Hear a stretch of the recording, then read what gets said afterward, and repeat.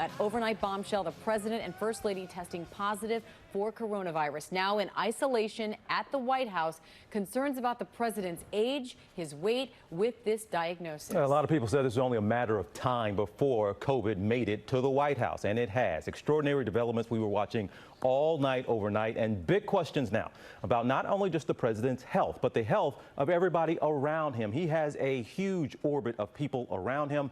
First word we got yesterday was actually about his close aide, Hope Hicks, that she had tested positive. That's right. And we are joined now by ABC Chief Medical Correspondent Dr. Jen Ashton with the very latest on the medical side of this. And then our Kyra Phillips, who's reporting now from home in self-quarantine after her contact with the president on White House grounds just a few days ago. And of course, so much news and so much talk is about what's happening with the president and the first lady, but they join the chorus, the millions of people all over the country, all over the world, dealing with COVID-19. And let's give you now the latest numbers, these from Johns Hopkins University.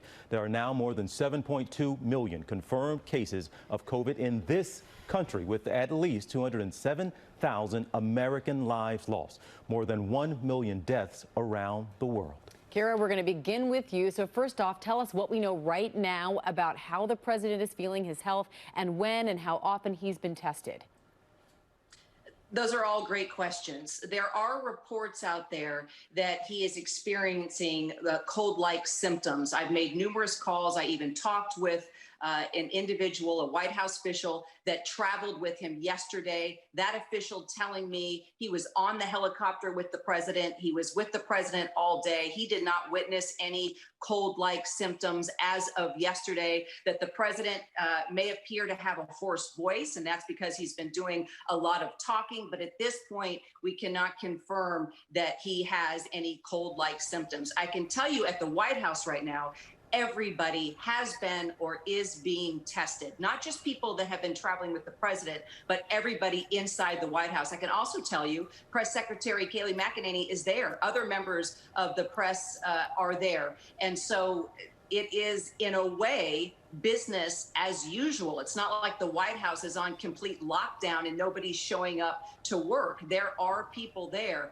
I'm also told that while the president and first lady are in quarantine, that he will be carrying out his duties as president as this develops. All right, he's going to continue working, as we hear there, Doc. But 74-year-old man, that age, that weight. Your first concern when you hear that? Well, first, we have to remember, and we have to be crystal clear here, these are general risk factors, okay? Every patient is different, and anyone who says they have specific information, unless it's the president's physician, we have to speak in general terms. So let's take a look at those risk factors. Men face 2 times the mortality risk at every age group compared to women. We've known that for quite some time.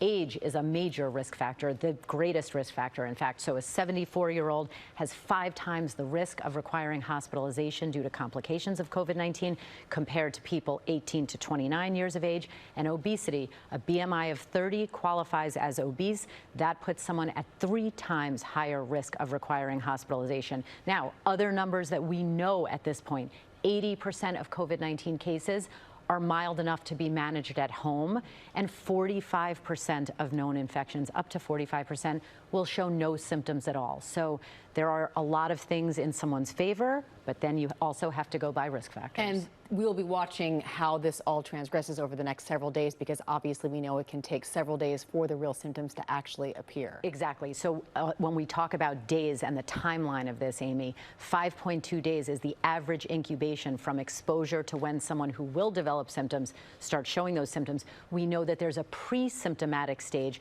might be at play in this outbreak here, where someone can start to be contagious 48 hours before they develop symptoms. And by day 11, 97% of people who will be positive will convert and get a positive test by day 11. And that said, you know, we're assuming that both Biden and Trump were tested before they went on that debate stage on Tuesday night, but they didn't have masks on. They were socially distanced. But if Trump tested negative right then, does that mean, or what's your level of confidence that he wasn't actually positive at that point? So well, no one knows, but 2 important things about that question, Amy. Number one, distance. We've heard the CDC and we've heard evidence already that their smaller particles can be airborne. So it is at least 6 feet. We know these particles can travel a farther distance and can linger in the air. And then testing.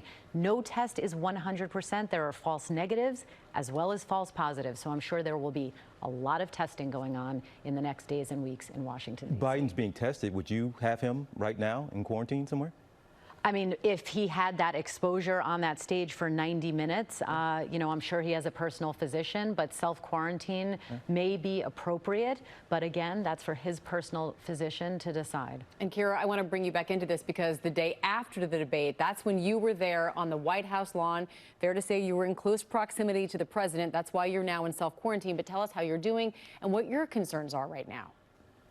Well, yeah, and I want to follow up about the testing. I can confirm that once Hope Hicks, the president's advisor, started showing symptoms on the airplane when they were coming back from that event in Minnesota, the president was tested multiple times and has been tested multiple times. And I'm told when Hope Hicks tested positive on Thursday morning, that the president again was tested multiple times and then found out Thursday evening that he was indeed positive.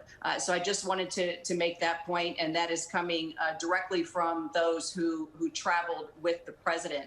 As for me, I was tested Wednesday before I came in contact with the president. I tested negative, which is why I was able to question him and be there at the White House with him. Of course, I will be tested again. And yes, I was close to him. I was wearing a mask. He was not wearing a mask.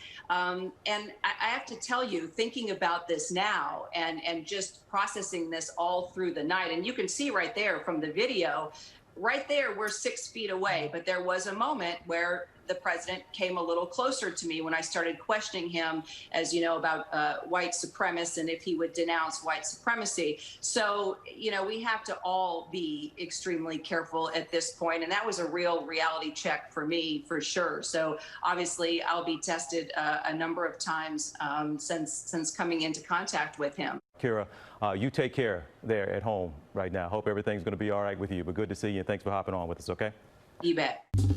Well, hey there, GMA fans. Robin Roberts here. Thanks for checking out our YouTube channel. Lots of great stuff here. So go on, click the subscribe button right over here to get more of awesome videos and content from GMA every day, anytime. We thank you for watching, and we'll see you in the morning on GMA.